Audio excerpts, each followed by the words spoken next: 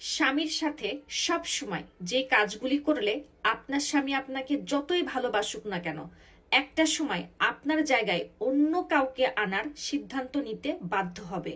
আপনি শুধু ভাবতেই থাকবেন সেই নারী আপনার চাইতে সুন্দরী না, আপনার চাইতে যুবতী না, আপনার ফিগারের মতন তার ফিগার সুন্দর না, তারপরেও আপনার স্বামী কেন আপনাকে রেখে অন্য নারীর প্রতি আসক্ত হলো।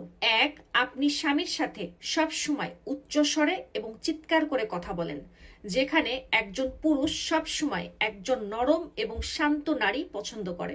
দুই, কথায় কথায় আপনি আপনার স্বামীকে চুপ থাকতে বলেন, এটা অনেক বড় বেয়াদবি, আর পুরুষ মানুষ কখনো বেয়াদব নারী পছন্দ করে না। তিন, আপনি সব কথার জবাব দেন এবং মুখে মুখে তর্ক করেন, আর তর্ক করা নারী পুরুষের মন থেকে আস্তে আস্তে উঠে যেতে থাকে। চার, আপনি আপনার স্বামীর কোনো কথা শোনেন না, যেটা আপনাকে করতে নিষেধ করে সেটা আপনি বারবার করেন, আর তখনই একজন পুরুষ তার স্ত্রীকে মূল্য দেওয়া এবং গুরুত্ব দেওয়া বন্ধ করে দেয়। পাঁচ, আপনার স্বামী যখন সারাদিন কাজ করে ঘরে ফেরে একটু শান্তির জন্য, আপনি উল্টা সে ঘরটাকে জাহান্নাম বানিয়ে ফেলেন, আর তখনই একজন স্বামী ঘরমুখী থেকে বাহিরমুখী হয়ে যায়। ছয়, আপনি আপনার স্বামীকে অনুভব করান যে আপনার স্বামী হচ্ছে আপনার সমস্ত সুখের একমাত্র বাধা, যেই অনুভবটা একটা পুরুষকে চরমভাবে অপমানিত করে, আর পুরুষ যেখানে অপমানিত হয় সেখানে ফিরেও তাকায় না।